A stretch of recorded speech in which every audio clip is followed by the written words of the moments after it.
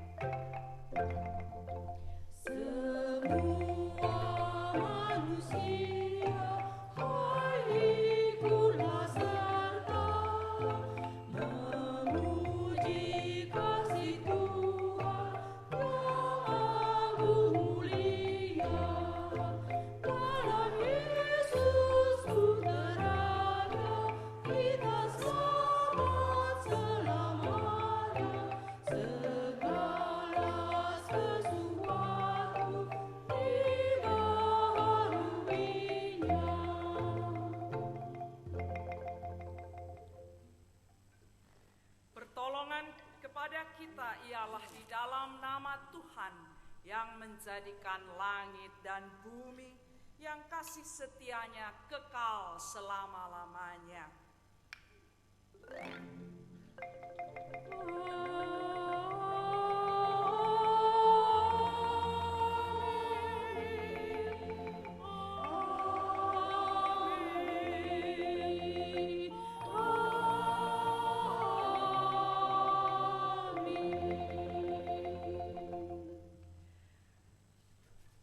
Kasih karunia dan damai sejahtera dari Allah Bapa kita dan dari Tuhan Yesus Kristus menyertai saudara-saudari.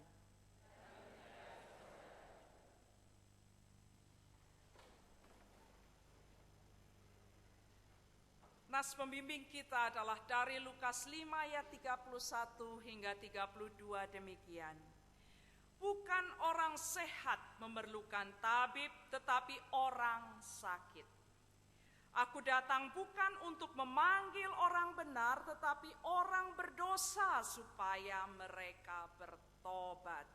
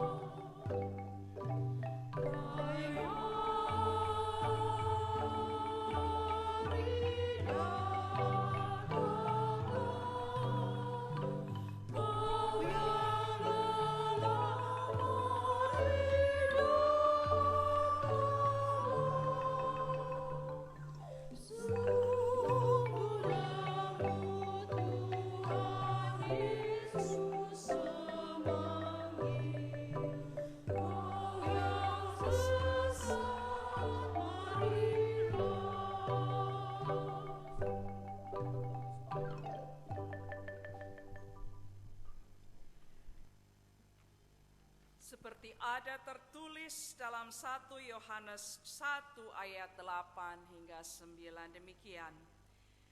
Jika kita berkata bahwa kita tidak berdosa, maka kita menipu diri kita sendiri dan kebenaran tidak ada di dalam kita. Jika kita mengaku dosa kita, maka Ia adalah setia dan adil sehingga Ia akan mengampuni segala dosa kita dan menyucikan kita dari segala kejahatan. Mari kita berdoa. Kami bersyukur ya Allah atas hari ini, juga atas minggu yang baru yang boleh kami lalui. Kami mengucap syukur atas segala berkat dan penyertaan-Mu pada minggu yang lalu. Dan kami mengucap syukur pula atas kesempatan untuk dapat berkumpul dan beribadah bersama, memuji memuliakan nama-Mu, dan mengakui kelemahan kami sebagai manusia. Ampunilah kami ya Allah atas segala kesalahan yang kami lakukan. Dan pimpinlah kami ke dalam jalan-Mu yang benar hingga kami dapat berkenan di hadapan-Mu. Dan kami pun dapat pula berguna bagi orang-orang di sekitar kami, sehingga melalui kehidupan kami nama-Mu dimuliakan. Biarlah nama Kristus pun dimuliakan dalam kehidupan kami. Kami serahkan doa pengakuan dan permohonan kami ini dalam nama Tuhan Yesus Kristus, Juru Selamat yang menebus dosa-dosa kami. Amin.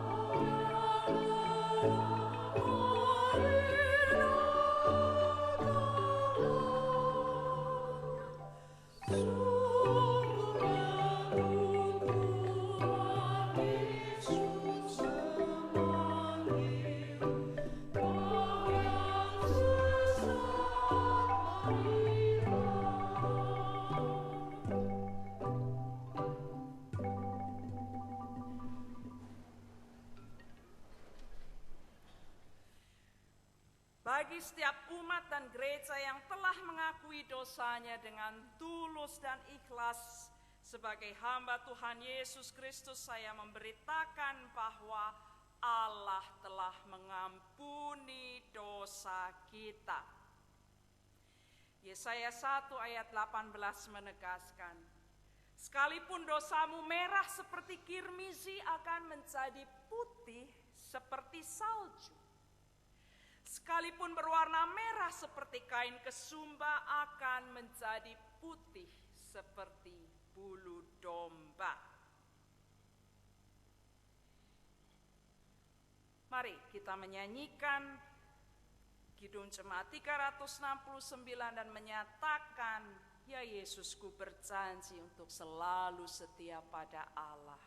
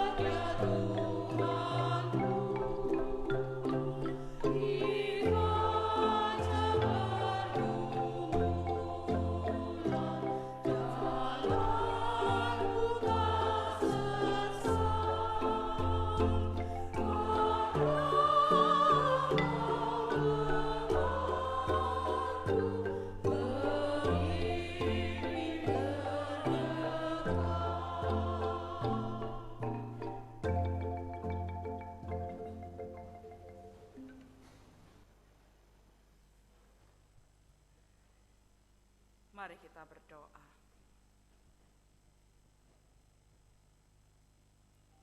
Kami mensyukuri atas segala rahmat yang Kau berikan kepada kami, yang menopang kehidupan kami. Terlebih kami mensyukuri atas firman-Mu yang Engkau sampaikan kepada kami melalui Alkitab dan melalui berbagai macam peristiwa serta berbagai macam orang yang kami jumpai. Pada saat ini ya Allah, berkenanlah untuk berfirman kepada kami melalui pengajaran, pembelajaran mengenai Rabu-Abu, dan melalui pembacaan Alkitab. Dan kiranya Engkau menolong kami untuk dapat memahami dan melaksanakan firman-Mu dalam kehidupan kami. Dalam nama Kristus Yesus kami berdoa. Amin.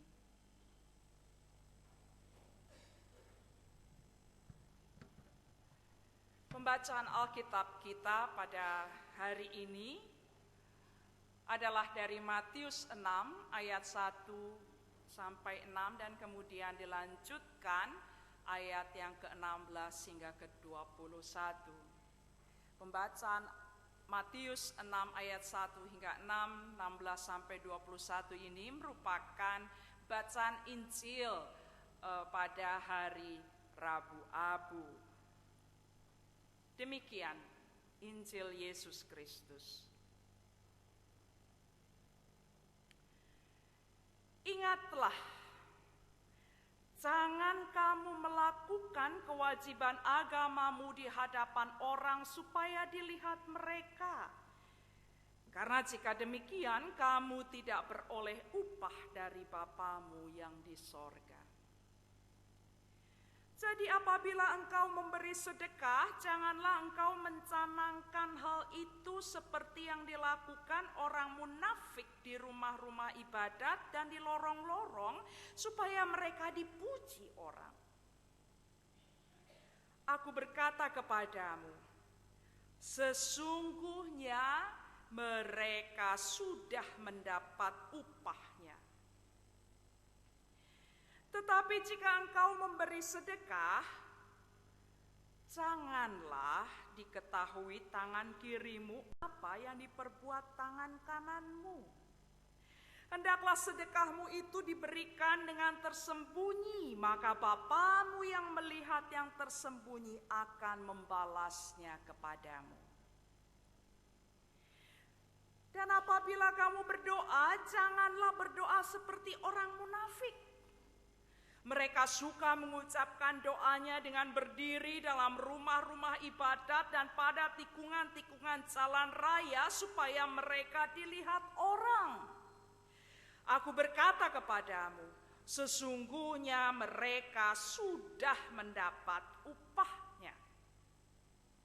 Tetapi jika engkau berdoa, masuklah ke dalam kamarmu, tutuplah pintu dan berdoalah kepada Bapamu yang ada di tempat tersembunyi.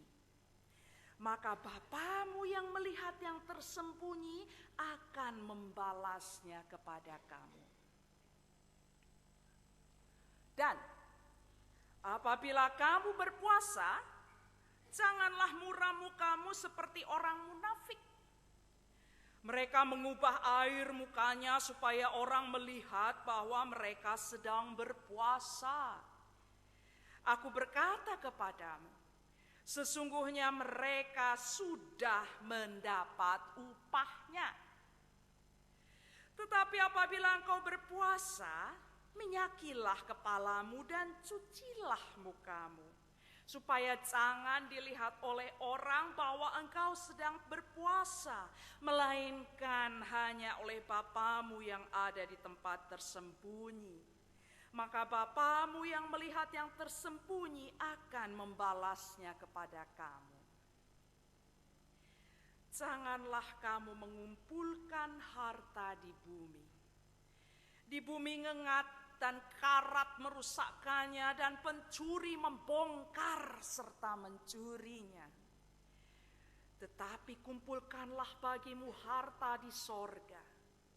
Di sorga ngengat dan karat tidak merusakkannya dan pencuri tidak membongkar serta mencurinya. Karena di mana hartamu berada, di situ juga hatimu berada. Demikianlah firman Tuhan, berbahagialah mereka yang mendengarkan firman Tuhan dan memeliharanya. Haleluya.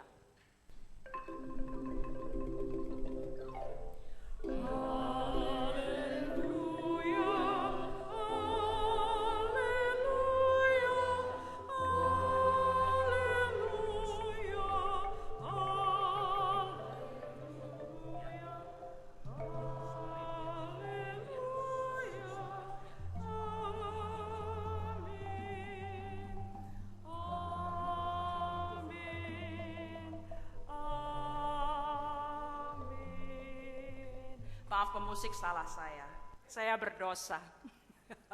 Selamat pagi Bapak Ibu Saudara-saudari. Ya, ini belum berakhir ibadahnya ya, nanti diulangi lagi ya, saya mohon maaf. Ini kesempatan saya pertama kali saya berada di sini, jadi kalau salah-salah mohon dimaafkan ya.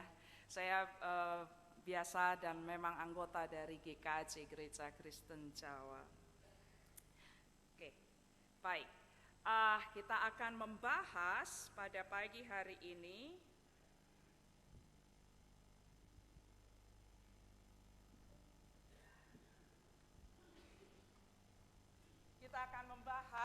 bisa didengar ya, mengenai Rabu-Abu.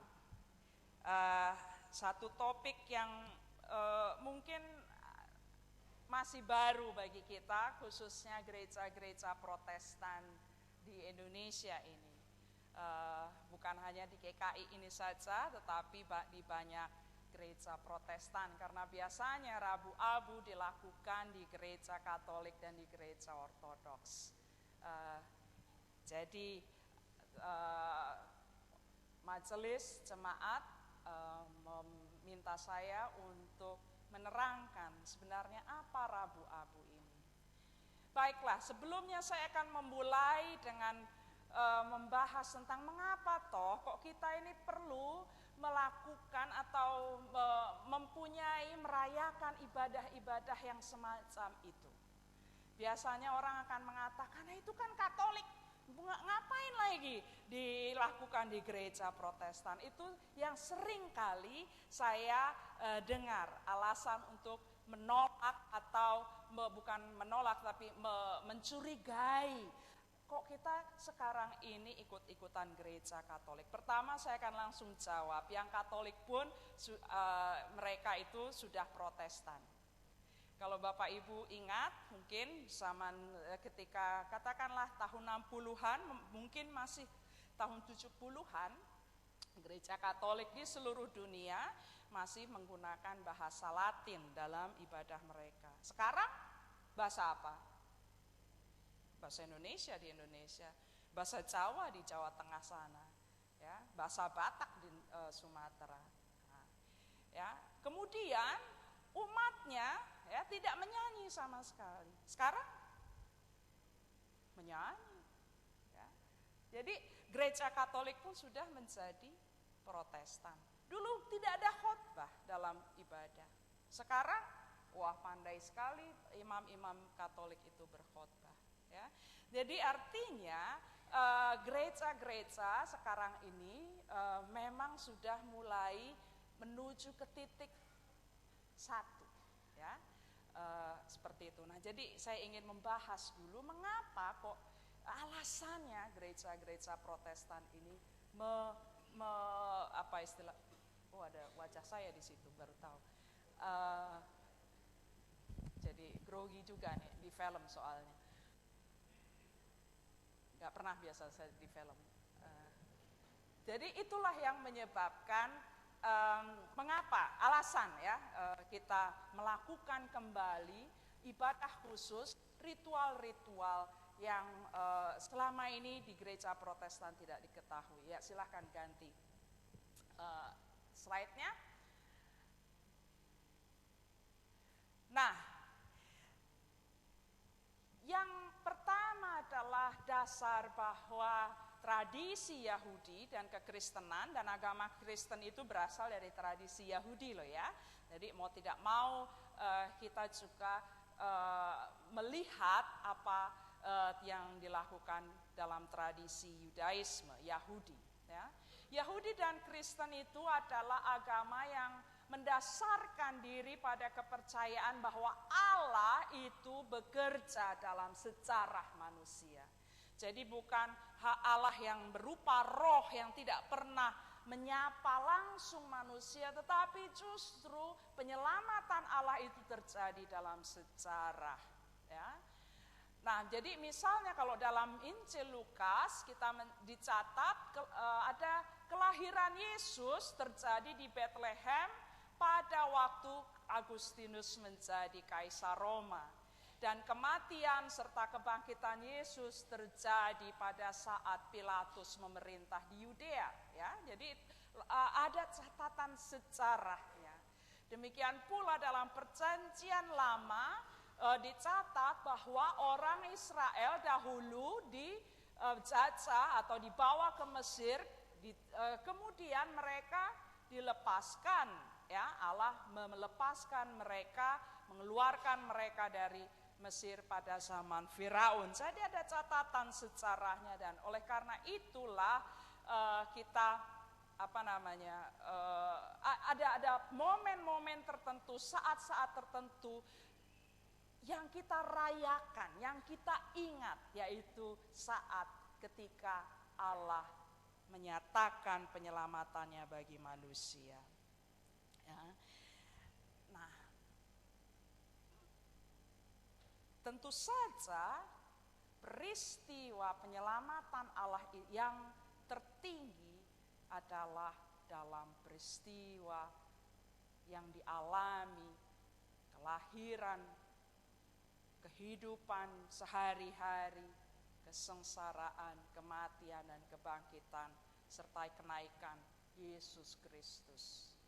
Ya. Nah, ada dua perayaan Yahudi yang menjadi dasar perayaan orang-orang Kristen, yaitu Paskah dan Pentakosta. Ya. Nah, orang-orang Kristen mula-mula merayakan kedua hari raya ini, tetap mempertahankannya, tetapi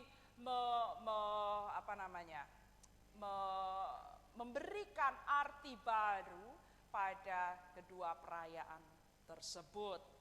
Paskah tentu saja memperingati hari kebangkitan dan peristiwa sebelum kebangkitan Yesus, ya, kesengsaraan, kematian, dan kebangkitan. Sedangkan Pentakosta dirayakan sebagai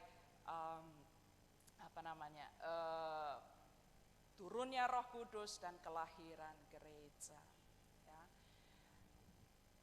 Nah, ibadah-ibadah lain di sekitar Paskah, ya, misalnya tadi Rabu Abu, kemudian masa Prapaskah, kemudian Kamis Putih, Jumat Agung, itu muncul kemudian hari.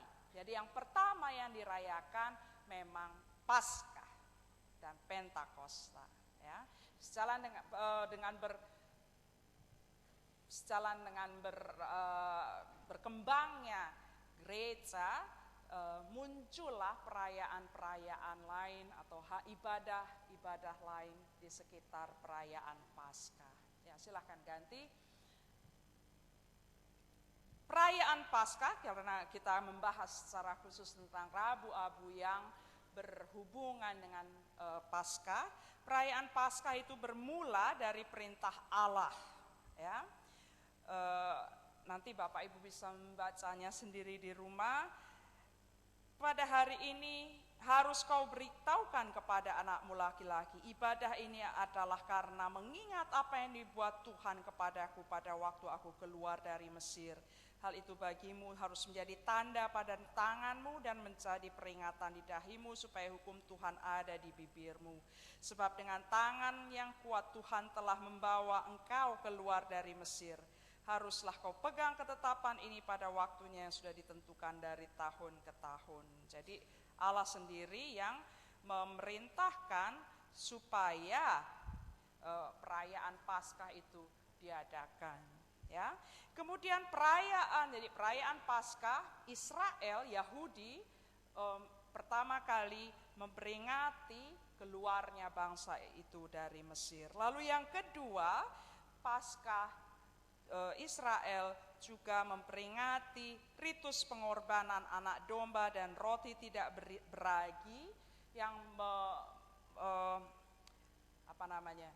yang melambangkan pengampunan dosa. Dan Paskah sendiri diambil atau berasal dari kata Paskah.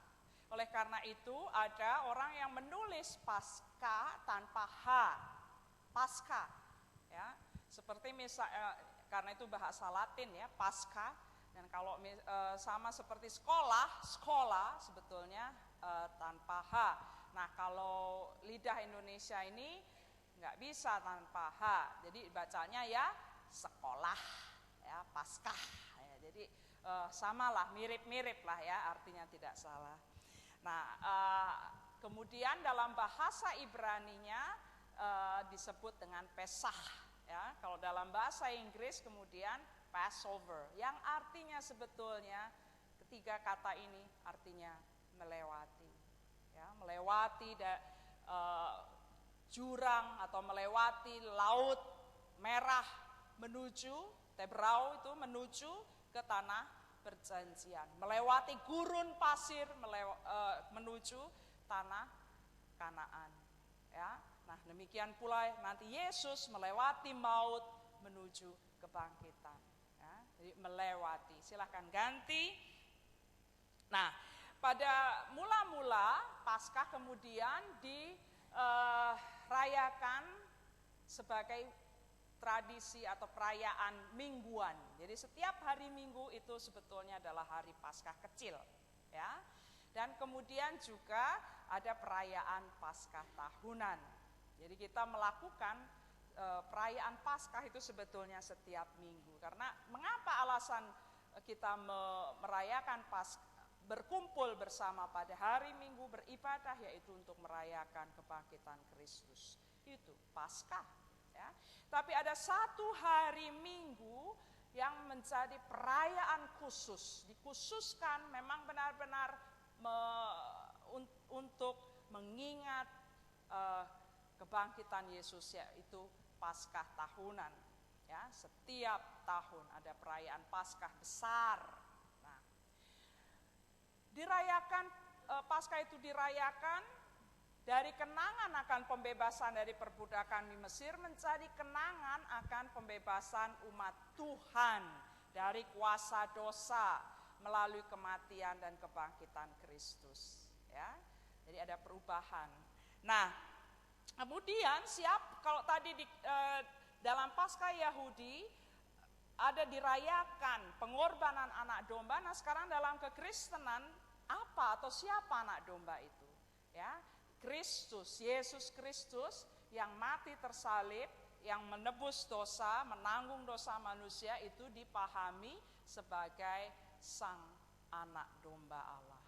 Ya, Agnus Dei. Makanya dalam buku Kidung Jemaat, nyanyian Kidung Jemaat, atau dalam bagian perjamuan kudus ada yang disebut bagian Agnus Dei, ya.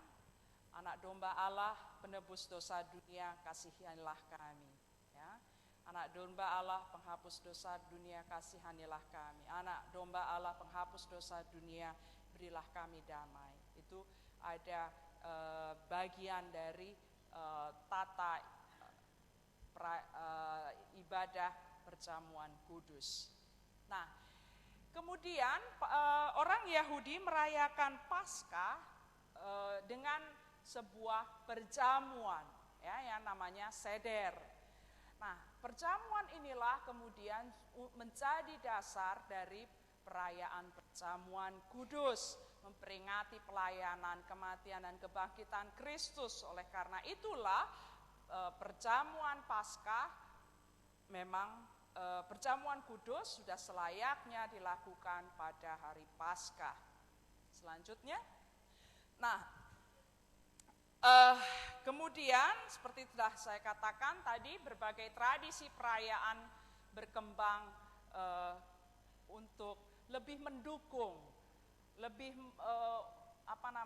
menghormati perayaan Paskah tahunan ini, ya. Bisa ganti. Jadi artinya ibadah yang kita lakukan selama ini sehubungan dengan perayaan Paskah sebetulnya dan perayaan lainnya sebetulnya dibuat atau dikembangkan untuk mengenang peristiwa-peristiwa yang dialami oleh Yesus Kristus. Ini dia. Ya. Jadi sudah tidak lagi kita harus membicarakan ini Katolik, ini Protestan, tidak. Tapi perayaan-perayaan tersebut dilakukan memang untuk mengenang apa yang dilakukan oleh Tuhan Yesus. Dan pengenangan apa yang sudah dilakukan oleh Tuhan Yesus ini membutuhkan persiapan hati. Oleh karena itu tidak cukup kita merayakan ibadah Paskah tahunan yang besar saja, tetapi umat Kristiani sejak gereja mula-mula merasa perlu diadakannya hari-hari lainnya, ya, menyiapkan hari-hari lainnya untuk mempersiapkan diri tersebut. Sehingga ketika ada Paskah tahunan, dimulailah persiapannya pada masa Prapaskah. Jadi sebetulnya untuk lebih menghayati apa arti Paskah. Perjalanan ke Paskah itu harus dilewati dari minggu ke minggu. Dan dimulainya adalah dari Rabu Abu. Ya, itu sebetulnya untuk membantu kita juga untuk lebih menyiapkan diri, menyambut Paskah besar, peristiwa besar. Tetapi juga ada selain itu ada nilai spiritualitas juga yang hendak kita kembangkan. Nah, ya, jadi hari-hari raya sebenarnya berfungsi untuk mengingat, menceritakan kembali dan bersyukur atas karya penyelamatan Allah yang mencapai titik kulminasi dalam diri Yesus Kristus. Itulah alasannya. Dan yang penting di sini adalah konsep mengenang, mengingat dalam Yahudi dan kekristenan, tradisi Yahudi dan kekristenan. Ya, selanjutnya, slide selanjutnya.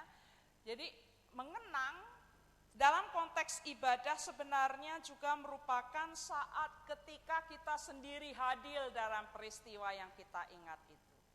Kita terhisap dalam sejarah penyelamatan Allah karena inisiatif Allah, bukan karena usaha kita sendiri. Dengan merayakan peristiwa penyelamatan Allah itu, kita sebenarnya sedang hadir dalam peristiwa di masa lampau itu dan turut terlibat di dalamnya. Oleh karena itu ada nyanyian yang baik sekali. Were you there when they crucified my Lord? Apakah kamu hadir ketika mereka menyalibkan Tuhanku? Jadi kita seakan-akan hadir, dan peristiwa itu memang dihadirkan untuk saat ini. Ya, nah, itu peristiwa mengenang. Oleh karena itu perlu ada momen khusus untuk kita bersama-sama hadir dalam peristiwa yang dialami oleh Yesus. Nah, apa yang kita selanjutnya, apa yang kita kenang terutama dalam perayaan Paskah dan hari-hari sebelum, hari-hari dalam masa raya Prapaskah, yaitu yang namanya disebut misteri Paskah. Yang pertama, misteri Paskah itu merupakan pusat iman kita sebagai orang Kristen. Ya. Dan yang dimaksudkan adalah partisipasi kita dalam kehidupan, kesengsaraan, kematian, kebangkitan, dan kenaikan Tuhan Yesus Kristus yang adalah Tuhan. Ya.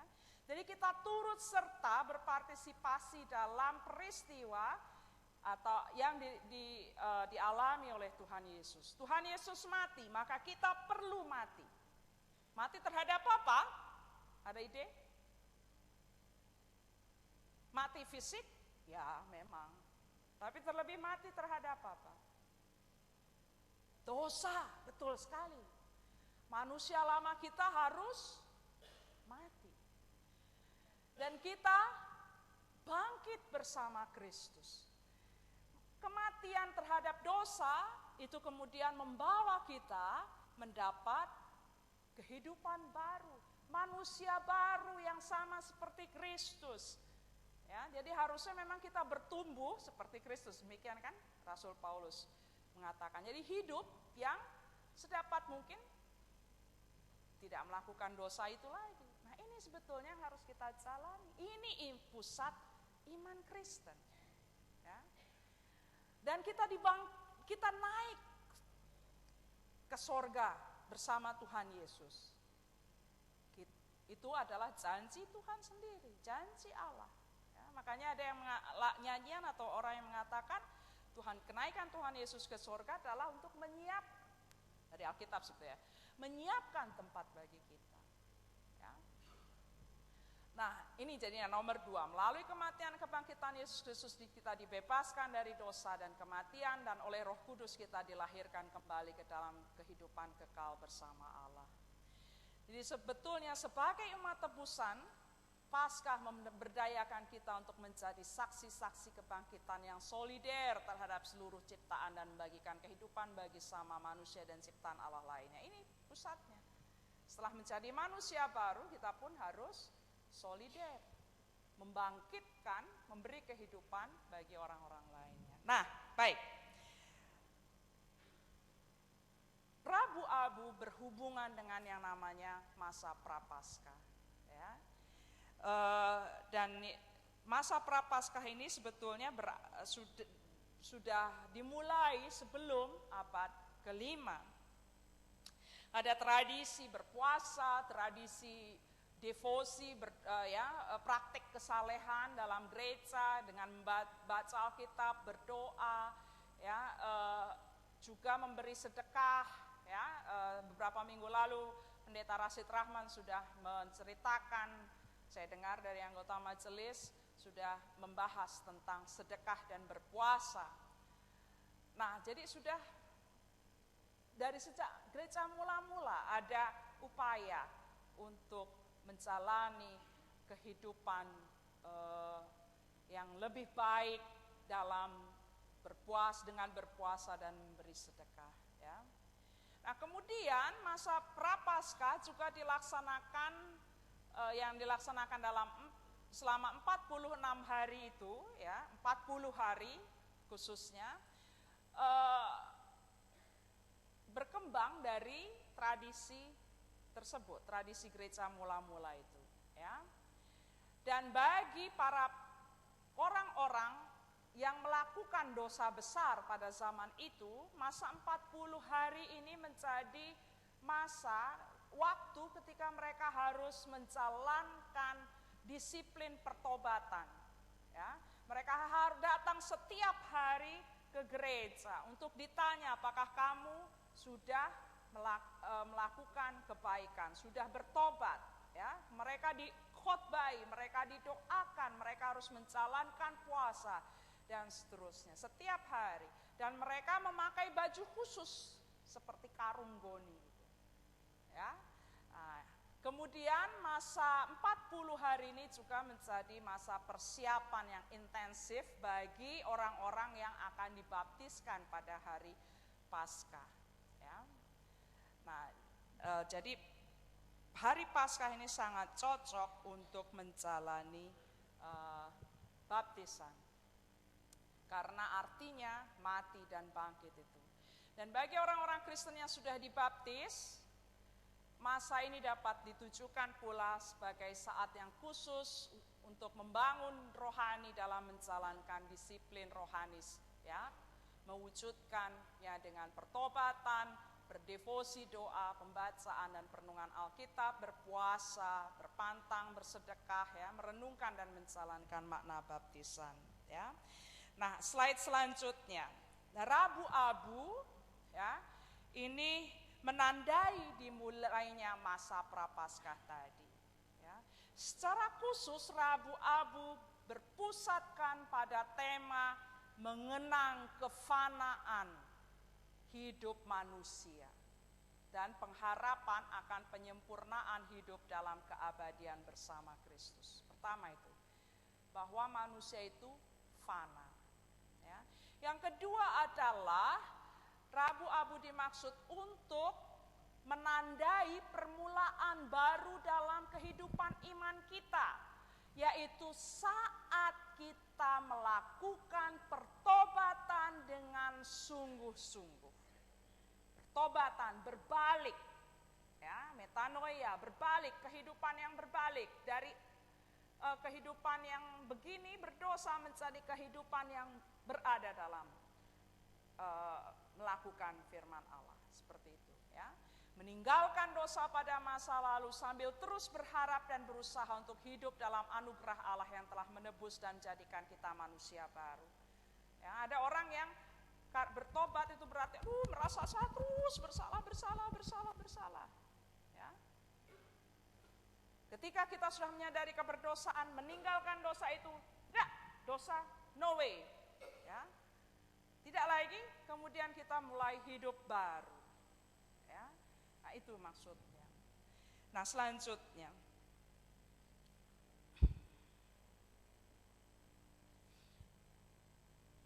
bacaan Alkitab untuk Rabu Abu diambil dari Yoel, ya. Ini sebetulnya isinya adalah panggilan untuk bertobat. Mazmur yang dinyanyikan atau dibacakan adalah Mazmur pengakuan dosa, yaitu Mazmur 51. Jadi bertobat, panggilan, kemudian dijawab dengan menyanyikan atau mengucapkan Mazmur 51. Bacaan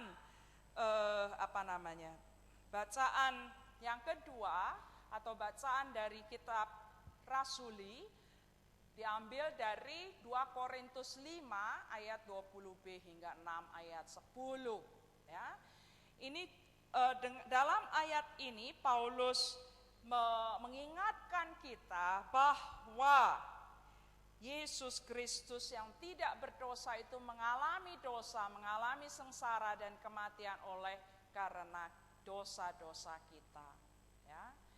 Dan bagaimana kuasa Allah yang menyelamatkan itu dapat menembus kebebalan dan keberdosaan manusia serta menyelamatkan manusia. Oleh karena itu Paulus mengumumkan bahwa hari ini adalah hari rahmat Allah dan memanggil umat untuk memberikan diri didamaikan dengan Allah.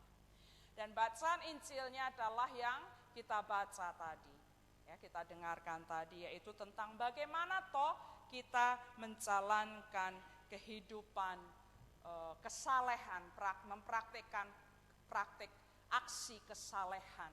Ya. Nah, dalam perikop tadi Matius menekankan, ini saya baca sebuah ukuran kebenaran yang didasarkan pada aksi kesalehan Yahudi, yaitu bersedekah, berdoa, dan berpuasa.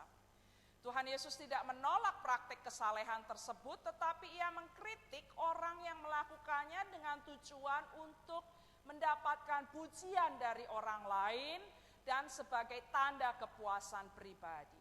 Menolong orang yang membutuhkan pertolongan, berdoa dengan lebih intens dan berpuasa dengan tulus dan bersukacita, itu merupakan tanda kesetiaan kepada Allah. Itulah tanda pertobatan kita, tanda manusia baru, tanda hidup baru. Ya. Nah, Rabu-Abu disimbolkan tadi kefanaan dan pertobatan, dua tema utama disimbolkan dengan ritual pemolesan abu, ya, pembubuhan abu di dahi. Ya. Abu merupakan simbol yang kuat untuk sebagai abu itu kan kotor ya, dia adanya diinjak-injak. Ya. Dan nanti kalau kita mati kembali kepada abu atau debu. Kalau dibakar, dikremasi, abu. Kalau dikubur, debu. Ya. Nah, itu lambang dari kefanaan kita. Ya. Mortality. Nanti kita akhirnya mati. Tapi abu juga berfungsi untuk membersihkan. Tahu enggak? Dulu belum ada Mama Lemon, pakainya apa? Abu gosok, ya kan? Nah, saya masih mengalami pakai abu gosok. Bahkan waktu saya SD, saya ingat benarnya. Waktu saya SD, saya biasa untuk gigi supaya putih itu ya, bersih, dicek giginya bersih atau enggak.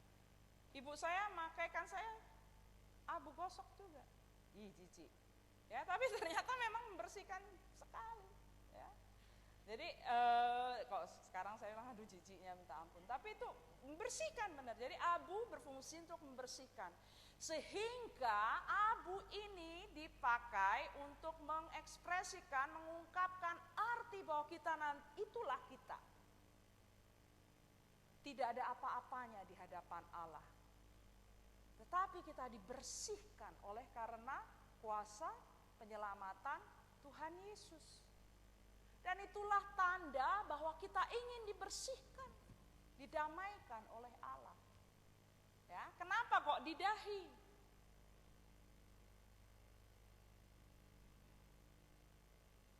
Itu kalau kita mati,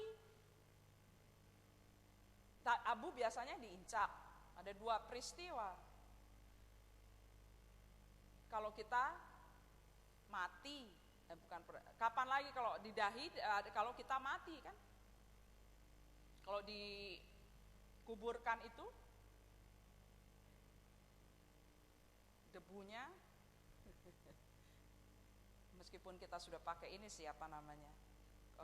peti ya, tetapi sebetulnya ada di kepala kita. Dan menurut perjanjian lama, orang Israel menaruh debu atau abu itu di kepala mereka sebagai lambang pertobatan, sehingga biasanya pemakaiannya di dahi, ya. Dan dengan tanda salib, karena melalui salib Kristuslah kita dimurnikan dan kita bersama dengan Kristus tadi, misteri Paskah, dasar iman kita.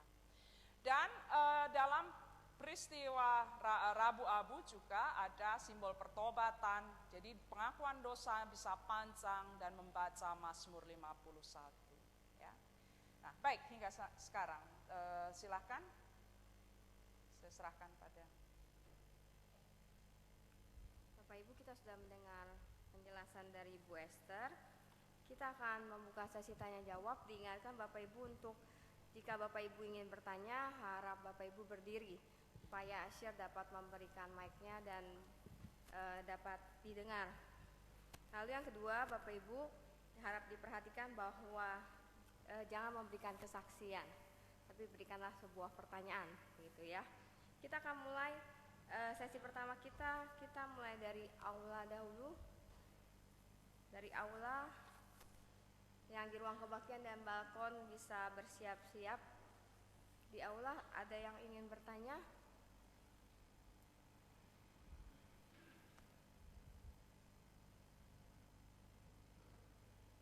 Mungkin belum. Di ruang kebaktian,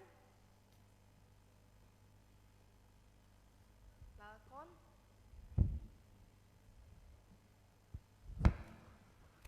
Oke, ya, di ruang kebaktian Pak Hanan 1, bentar dong Asyir. Di aula, 2 di ruang kebaktian. Di aula ada 1 ya. Udah kita tutup dulu untuk sesi pertama. Yang di aula dulu pertama. Saya Ya. Linda, saya cuma mau tanya ya, kalau di GKI kan nggak ada tanda pemberian abu sebagai simbolis kefanaan ya, boleh nggak kita menerima tanda abu itu di gereja Katolik? Kalau gereja Katolik setiap Rabu Abu kan dia akan memberi tanda di dahi kita. Itu aja satu. Yang kedua saya mau tanya, apa ya di Keluaran 13 ini ayat ke-9, apa yang menjadi tanda pada tanganmu dan menjadi peringatan di dahimu, pada Keluaran 13 ayat 9. Itu aja, makasih. Ya. Pak Hanan, silakan. Nama saya Hanan. Mau tanya mengenai sebutan hari-hari. Kalau Rabu disebut Rabu Abu. Kalau Kamis, Kamis Putih. Kalau hari Jumat, Jumat Agung. Kalau hari Sabtu, waktu saya masih sekolah disebut Stille Saterdag atau Sabtu Diam. ya. Kalau hari Minggu, Minggu Paskah. Nah, mau tanya, kalau hari Senin apa ada sebutannya? Kalau hari Selasa apa ada sebutannya? Terima kasih. Ya. Terima kasih Pak. Yang ketiga ya, silakan Bu, langsung berdiri. Nama saya Ibu Leli. Mengenai pelaksanaan Rabu Abu sendiri saat ini di beberapa gereja di gereja, khususnya di gereja GKI, kayaknya masih belum ada keseragaman Bu, baik dalam pemahaman secara teologis maupun sosialisasi mungkin ya Bu ya, karena memang masih baru. Bisa nggak Bu itu diajukan satu pedoman agar kami dapat melaksanakannya dan memahaminya dengan benar, supaya kami juga bisa merasakan di dalam ibadah itu makna dari Rabu Abu itu sendiri, pedoman pelaksanaannya gitu Bu. Terima kasih. Ya. Silakan Bu Esther. Ya, terima kasih. Nah, tentang yang pertama tadi adalah bisa nggak kita menerima di gereja Katolik? Nah, saya kira GKI sini akan mengadakan ya mulai tahun ini Rabu Abu, jadi Ibu tidak perlu pergi ke gereja Katolik. Tapi kalaupun pergi ke gereja Katolik dan mendapat abu, mengapa tidak? Ya, abu bukan sakramen ya, menerima abu bukan sakramen seperti kita menerima perjamuan kudus. Kalau perjamuan kudus, nah itu masih dipertanyakan baik oleh gereja Protestan dan gereja Katolik sendiri apakah bisa saling menerima. Belum ada kesepakatan antara GKI dengan gereja Katolik untuk mengadakan yang namanya intercommunion ya, perjamuan kudus bersama seperti itu. Jadi syukur alhamdulillah gereja ini akan mengadakan Rabu Abu. Nah, yang kedua, tanda di dahi. Kalau kita lihat di bangsa Israel yang masih konservatif itu mempunyai di topinya itu mempunyai semacam ada gulungan Taurat, ya. Nah, itu untuk tandanya adalah di dahi, dan atau enggak mereka memakainya di tangan seperti gulungan Taurat kecil gitu ya. Saya lupa namanya apa. Nah, itu adalah untuk mengekspresikan ayat tersebut. Lalu yang pertanyaan berikut dari Bapak tentang nama-nama hari ya. Itu nama-nama hari Senin, Selasa ya. Dalam Senin, Selasa, Rabu dan Kamis pagi sampai siang itu masuk dalam pekan suci Pak istilahnya. Jadi bisa saja kita namakan Senin suci atau Senin sunyi ya. Sunyi dalam arti karena kita mengantisipasi saat-saat kesengsaraan dan kematian Tuhan. Suci berarti kita juga memilahkan ya, menyisihkan hari itu untuk kita secara khusus merenungkan arti pengorbanan Kristus dan bagaimana kita harus ikut terlibat dalam pengorbanan Kristus tersebut. Ya. Pertanyaan yang terakhir saya serahkan kepada anggota majelis. Ya, makanya saya berdiri di sini sebetulnya saya ingin menerangkan apa itu Rabu Abu dan mengapa kita harus atau kita perlu, bukan haruslah ya, kita perlu melakukannya. Ya. Saya masuk dari situ dulu karena nanti ada pertanyaan lagi. Kan kita gereja Protestan, makanya sebelumnya saya sudah antisipasi, saya masuk dulu. Mengapa kita ada baiknya melakukannya? Karena itu sebetulnya untuk membantu kita berjalan bersama Yesus seperti itu menuju masa sengsaranya. Seperti itu. Ya. Terima kasih. Kita lanjut ke sesi yang kedua. Ada yang ingin bertanya di balkon? Balkon di aula?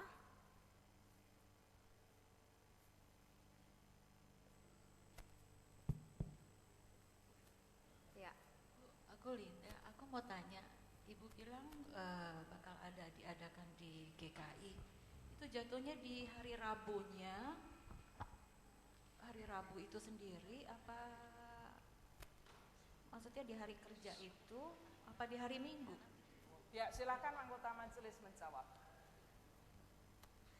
Kalau di warta kita sudah ada tanggal 5 Maret ya di warta.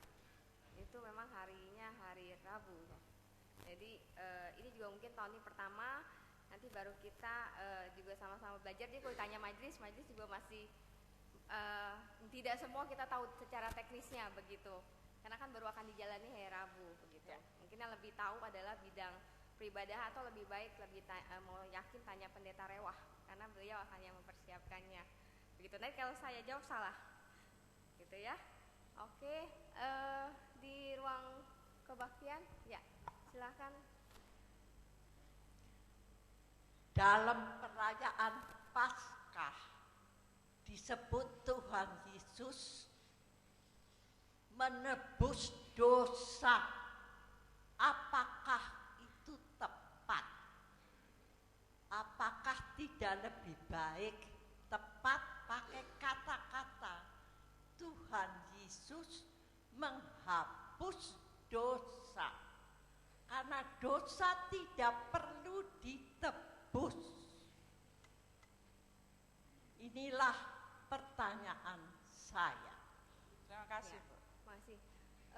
Kita tampung dulu ya, Bu Esther ya. Ada yang lain yang ingin bertanya atau ya, silakan Pak. Terima kasih. Saya ingin menanyakan pada pengolesan abu di dahi.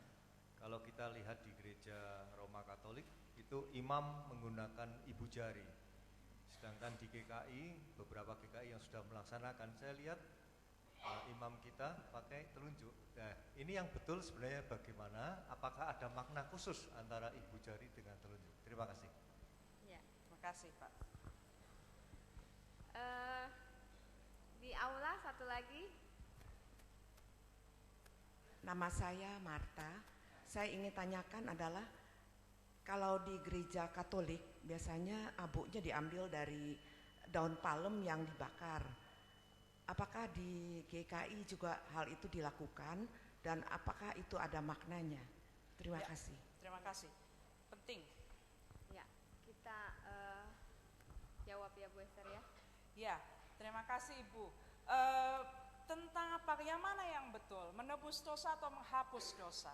Tadi sudah saya sebutkan ada kalau dalam Agnus Dei tadi ya, nyanyian atau teks liturgis anak domba Allah disebutkan anak domba Allah yang menghapus dosa dunia ya, Agnus Dei quitolis peccata mundi ya, menghapus quitolis menghapus. Tetapi ada juga teologi yang berkembang pada abad pertengahan, bukan hanya menghapus tetapi menebus. Ini sehubungan juga dengan pemahaman teologis dari Yahudi bahwa anak domba itu bukan hanya menghapus tapi disembelih untuk menebus. Jadi seperti orang yang menebus hutang atau menebus benda-benda yang digadaikan seperti itu. Ya Bu, jadi keduanya memang ada. Nah, bukan porsi kita saat ini untuk membahas apa perbedaannya dan apa persamaannya. Jadi nanti diserahkan kepada anggota majelis PR untuk ada khotbah khusus tentang arti menebus dan Pak Yoas, pendeta Yosa di Prasetya akan sangat cocok untuk membahas tentang ini karena merupakan kajiannya, salah satu kajian. Ya, yang kedua adalah mana yang benar, pakai ibu jari atau jari telunjuk. Nah, saya tidak sadar bahwa ada atau tidak tahu bahwa ada arti khusus. Tapi kalau coba kita perhatikan dengan ini gunanya apa ya? Dosa. Gitu ya. Ini cuma bayangan saya kan begini, dosa, kamu dosa. Nah, kalau orang Jawa pakai ibu jari, monggo. Baik. Jadi mungkin itu bisa menjadi alasan kita untuk mempergunakan ibu jari. Ya. Tapi apakah pakai begini atau pakai begini? Nah, itu ada videonya sebetulnya. Nanti setelah ini kita bisa lihat video. Nah, yang dilakukan di STT Jakarta adalah yang mengoleskannya bergantian. Ya, kalau di sini mau dilakukan oleh anggota majelis termasuk pendeta dipersilakan saja. Tapi kalau di STT Jakarta kami melakukannya bergantian. Kenapa? Karena banyak pendeta di STT Jakarta juga. Jadi siapa yang bertugas, saya bingung juga ya. Nah, tapi kami memahami bahwa setiap orang adalah imam. Imamat orang percaya, sehingga dia juga berhak untuk mengingatkan kamu adalah debu. Ya. Ketika dioleskan, si pengoles biasanya mengatakan engkau adalah debu dan kepada debu engkau akan kembali. Engkau adalah debu dan akan kembali kepada debu. Ya. Atau bertobatlah. Misalnya seperti itu, ya. Bisa atau bisa keduanya atau bisa bergantian kalimat tersebut. Dan orang yang diolesi akan mengatakan amin. Ya. Nah, amin kan artinya benar ya. Nah, yang ketiga tadi pertanyaannya apa ya? Abunya diambil dari mana? Daun palemnya. Oh, abu ya. Abunya diambil dari mana? Memang betul itu kebiasaannya adalah dari abu palem. Ya, daun-daun palem tahun lalu, tahun sebelumnya. Ya, jadi kalau Anda pergi ke rumah-rumah keluarga Katolik, ada di salib, biasanya ada ditaruh daun palem di situ. Nah, itu dikumpulkan lagi ke gereja sebelum Rabu Abu dan kemudian dibakar. Abu itulah yang digunakan. Apa tuh artinya? Palem itu melambangkan apa? Sorakan, teriakan, Hosana, Hosiana. Ya. Yang Hosiana, terpujilah engkau ya anak Daud, raja bangsa Israel. Tapi apa yang dilakukan lakukan dalam kehidupan sehari-hari. Nah, itu kan tanda bahwa kita memuliakan Allah, ya. Tanda bahwa kita sudah mau seharusnya hidup dan betul-betul dalam pertobatan. Tetapi sayangnya inilah sifat kemanusiaan kita masih begitu kentalnya. Oleh karena itu kita harus selalu setiap tahun bahkan setiap hari mengingat arti Rabu Abu itu, ya. Kita masih melakukan dosa, perlu pertobatan. Nah, oleh karena itulah daun palem yang menyimbolkan sorakan kita atas kemuliaan Allah itu dibakar. Ternyata hidup kita belum benar-benar memuliakan Allah. Seperti itu ya, Bu. Jadi ada memang artinya. Nah, untuk tahun ini karena kita baru mau melakukan ya pertama kali ya, nggak apa-apa lah. Ambillah dari abu jangan abu gosok, tetapi dan susah sekarang mendapatkan abu gosok kan, bisa saja membakar daun-daun kering, ya. Jangan dari kertas karena nanti hasilnya akan beda. Kalau kertas dia akan lebih bukan tidak bisa hitam justru, ya. Jadi sebaiknya ya, hitam terus langsung nggak ada abunya bahkan ya. Jadi lebih baik memang dari pohon-pohon, daun-daunan. Ya, tapi jangan terus kemudian kita ini loh ya sengaja membunuh tumbuhan itu demi. Tapi ada yang kering, yang sudah kering ya sudah mati itu. Nah, baiklah itu kita kumpulkan. Jadi ada baiknya mulai dari sekarang Bapak Ibu mengumpulkan bersih-bersih halaman rumah sekaligus mengumpulkan daun-daun yang kering terus nanti diserahkan kepada anggota majelis untuk dijadikan abu. Ya, baik, begitu ya.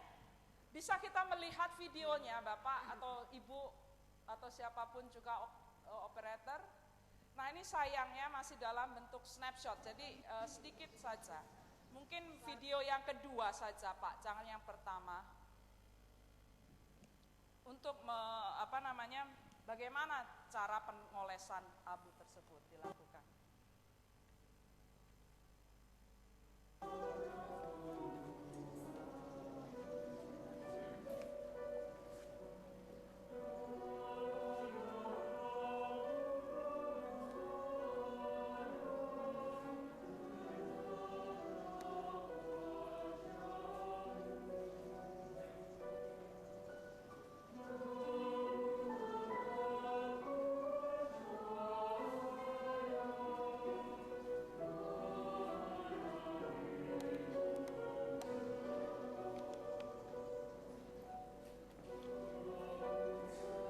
Ya, itu gantian, betul. Tapi kalau di sini mau anggota majelis dan pendeta, silakan. Ya. Nah, seperti itu kira-kira ya. Jadi ada gantian dan selama pengolesan berlangsung, bukan penorehan ya. Ada yang memakai istilah penorehan. Kalau penoreh itu ditoreh itu dilukai. Kita tidak dilukai ya. Dan nyanyiannya ada diambil dari sini, dari Kidung Puji Syukur dari Katolik. Tapi jangan salah, di dalam buku ini pun ada nyanyiannya Martin Luther, ya, Allahku benteng yang teguh. Jadi kita sudah sangat ekumenis sebetulnya. Nah, atau kalau Anda punya buku Gita Bakti dari keluaran GPIB yang baru itu juga memuat nyanyian tersebut, Hanya Debulah Aku. Baik, terima kasih. Ya. Mungkin kita masih ada waktu sebentar yang mau bertanya, masih bisa. Karena ini kan hal yang baru ya Bapak Ibu ya. Kita masih buka satu sesi, mungkin pertanyaannya singkat, jelas dan padat begitu.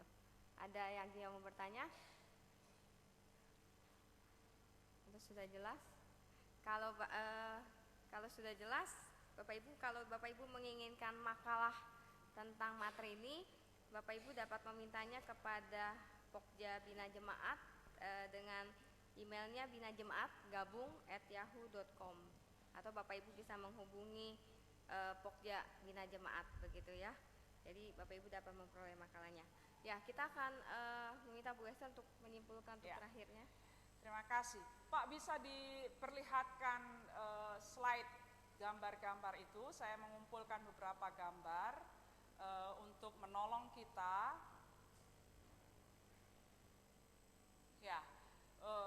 menghayati Rabu Abu juga melalui visualisasi. Ya, tadi ada yang mengatakan anggota Majelis, ya sekarang Abu Gunung Kelut, gitu ya. Nah, saya langsung betul juga, saya menyediakan gambarnya. Ya, betapa kita ini abu, fana, debu, tapi juga ingat abu membersihkan, kita dimurnikan lagi. Nah, itulah arti dari pertobatan yang harus kita jalani dalam kehidupan sehari-hari kita. Sama seperti kalau kita melihat Gunung Kelut, Abu Gunung Kelut, kita menyadari apalah arti saya, ya. Saya ini manusia fana. Ya, selanjutnya Pak. Nah, ini dari abad pertengahan, bahkan kalau di abad pertengahan langsung di embun-embunnya ya, yang dikasih abu. Seperti itu. Silakan Pak selanjutnya.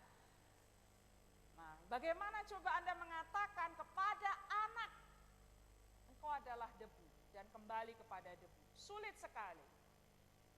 Itu mengingatkan langsung bahwa anak ini juga manusia yang fana, akan mati. Ya, silakan Pak. Selanjutnya. Nah, ini contoh dari bagaimana kita memvisualisasikan arti Rabu Abu itu dalam bentuk dekorasi. Tidak ada bunga-bunga, biarlah yang ada hanya tumbuhan kering. Kalau sekarang di rumah sedang ada bunga, masih hidup, masih masih segar, biarkan dia layu, kering, dan nanti dibawa untuk dironce. Jadi kita jangan ada, oh ini bunganya plastik, maaf. Oh enggak, betul, fresh ini, maaf. Ya, saya lihat ini soalnya shiny begini. Nah, jadi jangan ada seperti ini, tapi biarlah rangkaiannya adalah bunga kering. Ya, ini plastik justru. Oh, tertipu saya. Jadi biarlah ini rangkaian bunga kering. Kalau mau pakai bunga, ya, atau daun-daunan kering. Di STT Jakarta ada contohnya bagaimana merangkai bunga kering. Kami punya beberapa koleksi. Nah, kemudian ini juga salah satunya cara untuk mendekor ruangan kita. Karena biar bagaimanapun ruangan, jadi ibadah itu kan drama sebetulnya. Dan drama memerlukan pula tata ruang untuk menimbulkan kesan yang mendalam. Saya kira demikian. Jadi kita perlulah memakai berbagai macam upaya termasuk visualisasi multimedia ini untuk menolong kita semua semakin menghayati apa arti misteri Paskah. Hidup dalam kematian dosa dan bangkit dalam manusia baru bersama Kristus. Terima kasih.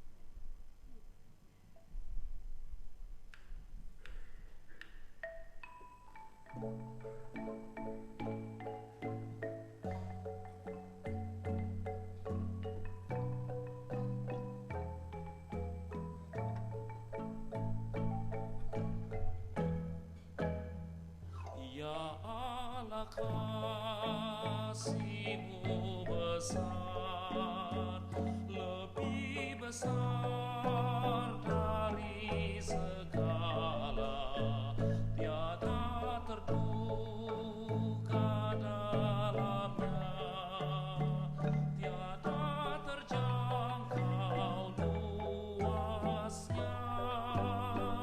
Ya Yesus, kasih-Mu besar, lebih besar dari segala, hidup kekal Engkau beri, dan aku hidup berseri.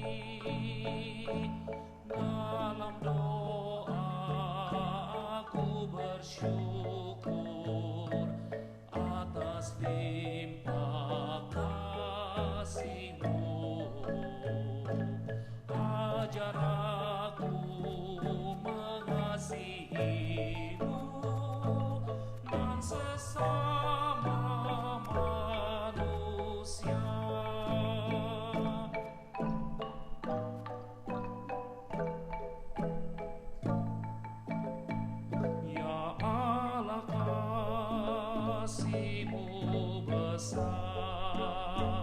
lebih besar dari segala, tiada terduga dalamnya, tiada terjangkau luasnya. Ya Yesus, kasih-Mu besar, lebih besar dari segala, hidup kekal Engkau beri, dan aku hidup berseri. Dalam doa aku bersyukur atas limpah kasih-Mu. Ajar aku mengasihi-Mu dan sesama manusia. Dalam doa aku bersyukur atas limpah kasih-Mu.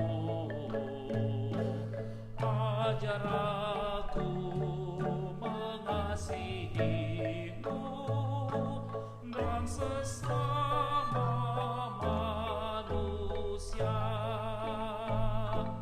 dan sesama manusia.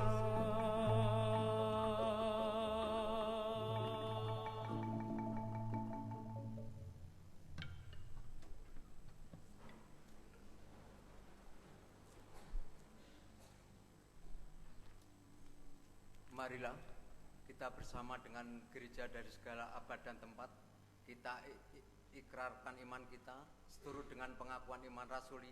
Dengan suara jelas dan tegas kita berkata demikian: Aku percaya kepada Allah Bapa yang Maha Kuasa dan langit dan bumi, dan kepada Yesus Kristus Anak yang tunggal Tuhan kita, yang dikandung oleh Roh Kudus, lahir dari darah Maria, yang menderita sengsara di bawah pemerintahan Pontius Pilatus, disalibkan, mati dan dikuburkan, turun dalam kerajaan maut. Pada hari yang ketiga, bangkit pula di antara orang mati, naik ke surga, duduk di sebelah kanan Allah, Bapa yang Maha Kuasa, dan dari sana Ia akan datang untuk menghakimi orang yang hidup dan mati. Aku percaya kepada Roh Kudus, gereja yang kudus dan am, persekutuan orang kudus, pengampunan dosa, kebangkitan orang mati, dan hidup yang kekal. Amin.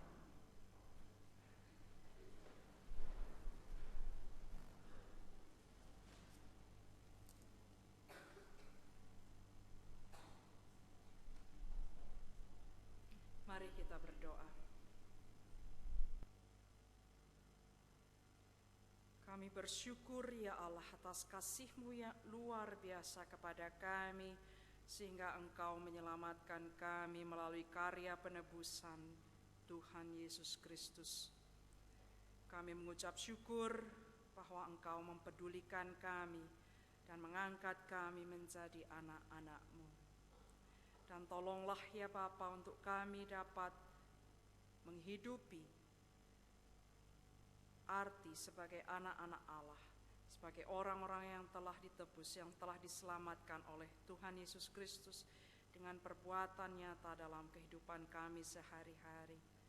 Kami dapat meninggalkan dosa kami dan hidup di dalam terang Roh Kudus saja. Pada saat ini kami hendak berdoa ya Allah, mengingat saudara-saudari kami yang sedang dalam keadaan sakit atau yang sedang dalam pemulihan.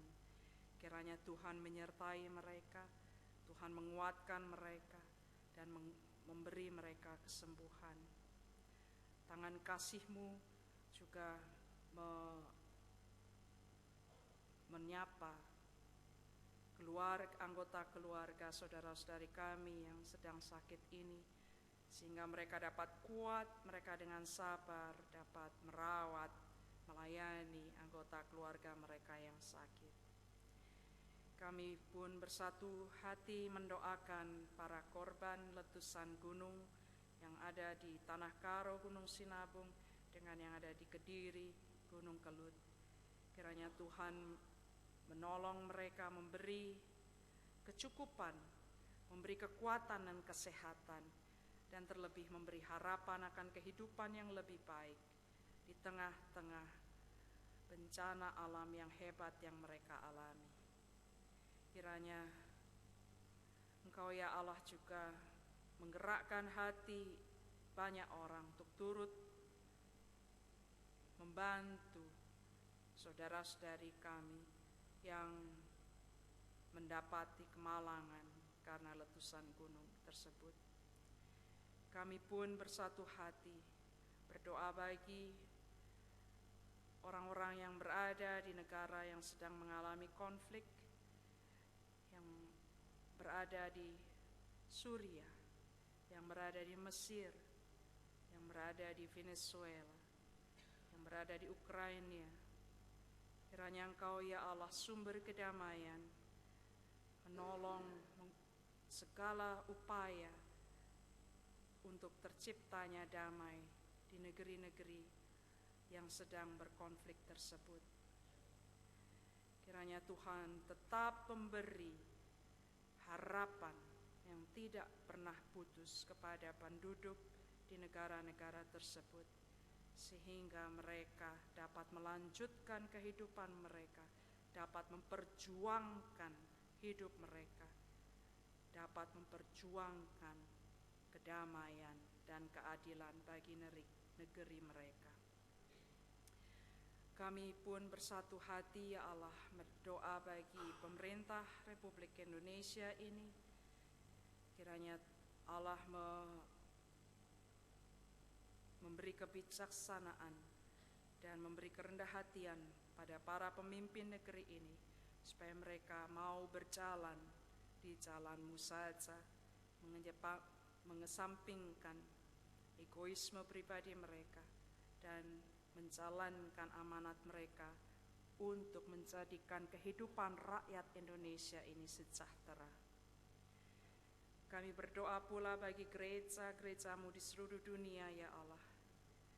Kiranya persatuan gereja menjadi semakin nampak terwujudkan, dan kiranya gereja-gereja-Mu pun Kau mampukan untuk menjadi terang dan garam bagi masyarakat sekelilingnya. Secara khusus kami berdoa bagi gereja ini GKI Samanhudi. Kami mengucap syukur atas berkat-Mu yang melimpah bagi gereja ini. Tapi tolonglah ya Allah, anggota majelis dan seluruh anggota jemaat gereja ini untuk bersatu padu, menghidupi firman-Mu, dan menjadi pelayan-pelayan kebenaran, berjuang untuk keadilan dan kedamaian tercipta di bumi Indonesia, terutama di sekeliling gereja ini, dan juga dapat melayani masyarakat sekelilingnya. Para pendeta dan beserta keluarganya Tuhan berkati dan mampukan untuk dapat melayani anak-anak-Mu di gereja ini. Kami pun berdoa bagi keluarga kami masing-masing ya Allah. Kami mohon kepadamu untuk anak-anak kami yang akan mempersiapkan diri menjalani ujian di tahun ini. Kiranya Tuhan memberkati mereka.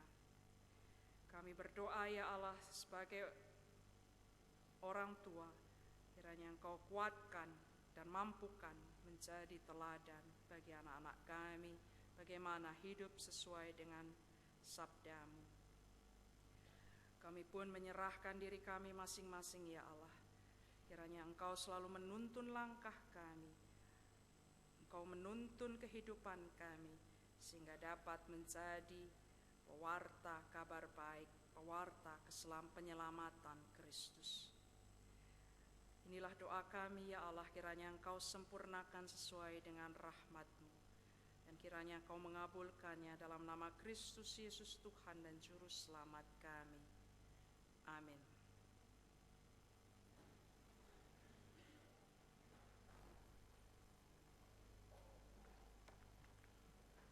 Jemaat yang terkasih, marilah kita mengumpulkan persembahan syukur kita dengan mengingat firman Tuhan yang terambil dari 1 Tawarik 16 ayat 29.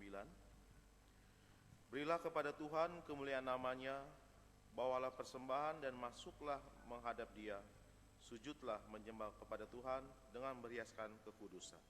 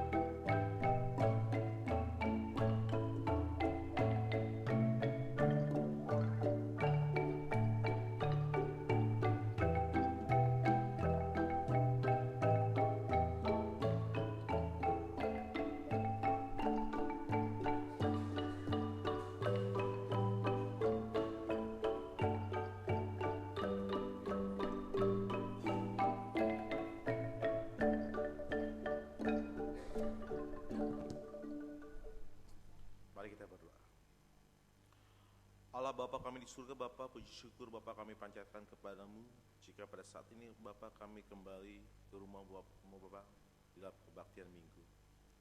Ya Bapa, jika pada hari yang lalu Bapa hujan mengguyur Jakarta Bapa dari pagi hingga sore, begitu juga Bapa kami merefleksikan berkat yang kami terima darimu ya Bapa, yang tidak henti-hentinya terus kami terima di hari demi hari. Kami Bapa mengucap syukur atas berkat yang kami terima darimu.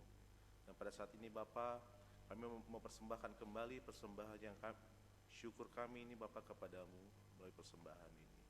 Ya Bapa, berkatilah Bapa para penatua Bapa ataupun para aktivis Bapa yang akan mengelola persembahan ini, sehingga persembahan ini Bapa menjadi hidup Bapa. Dan berikanlah kami, iman kami Bapa dalam menggunakan persembahan ini. Doa ini kami alaskan hanya dalam Yesus kami berdoa. Amin.